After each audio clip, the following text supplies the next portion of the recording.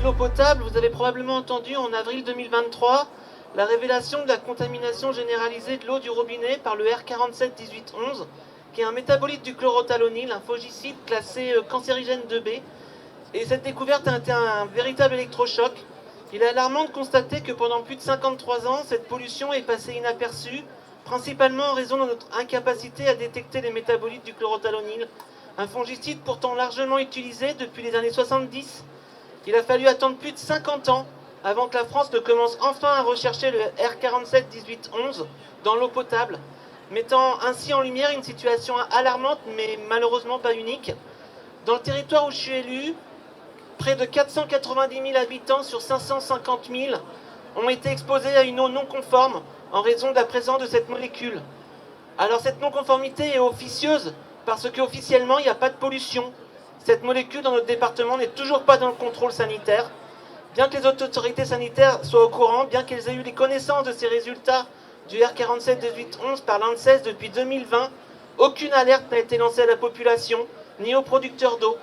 Cette situation est révélatrice des lacunes dans le contrôle de la qualité de l'eau, dans la transparence des informations sur la pollution et souligne l'importance, l'urgence d'agir. Le cas du R471811 est préoccupant, mais d'autres pesticides posent des défis encore plus complexes. Par exemple, le DMS, un métabolite du tolufluanide, a été retrouvé à des niveaux 26 fois supérieurs à la norme de l'eau potable dans l'un de nos captages qu'on a dû fermer, probablement définitivement. Malheureusement, aucune solution technique n'existe pour éliminer cette molécule. Même l'osmose, la nanofiltration, les techniques les plus abouties, très gourmandes en énergie, sont partiellement inefficaces. Ce DMS, à lui tout seul, illustre l'impasse inquiétante en termes de santé publique dans laquelle nous sommes, car non seulement nous ne pouvons pas l'éliminer de l'eau, mais en plus, quand cette molécule passe dans les filières de traitement, elle est transformée en NDMA, une nitrosamide qui visiblement est cancérigène, ou complètement dégradée par le chlore en des métabolites que nous ne pouvons pas doser. Quels sont les effets du DMS chloré sur la santé des nourrissons, des enfants, des adultes? Nous n'en avons aucune idée. Des empreintes chimiques, techniques, issues de la recherche, permettent de mesurer jusqu'à 300 000 molécules. On a mis ça en place sur nos territoires. On a retrouvé jusqu'à 500 molécules en sortie de charbon actif. 500 molécules qui restent dans l'eau potable. Face à cette contamination ubiquitaire de l'eau potable en Europe par les pesticides et surtout leurs métabolites, face à la connaissance scientifique établie et irréfutable de la toxicité pour la santé humaine des pesticides, face à la reconnaissance par l'État français au travers du fonds d'indemnité des victimes des pesticides, des effets cancérigènes, neurotoxiques, tératogènes des pesticides, des mesures essentielles pour protéger la santé des citoyens ne peuvent plus attendre. Il est impératif que l'Europe et les États appliquent une transparence totale sur la contamination généralisée de l'eau, de l'air, des sols, de notre alimentation par les pesticides et leurs métabolites. Il est impératif d'interdire l'utilisation des pesticides sur les aires d'alimentation de captage, car nous sommes dans l'incapacité technique d'assurer la qualité sanitaire de l'eau. Dans la majorité des cas, nous ne pouvons pas mesurer les métabolites de ces pesticides.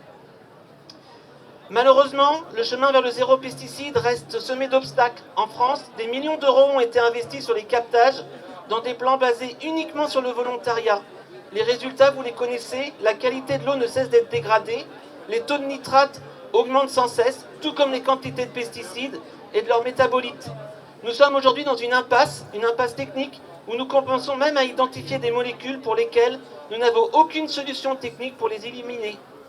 En conclusion, il est impératif de mettre la santé publique, la protection de la biodiversité au centre des décisions en matière de pesticides.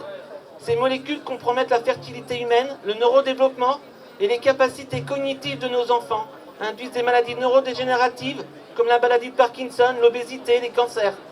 Le zéro pesticide sur les aires d'alimentation de captage apparaît non seulement comme une approche pragmatique, mais aussi comme la seule solution viable pour protéger la santé collective de nos concitoyens.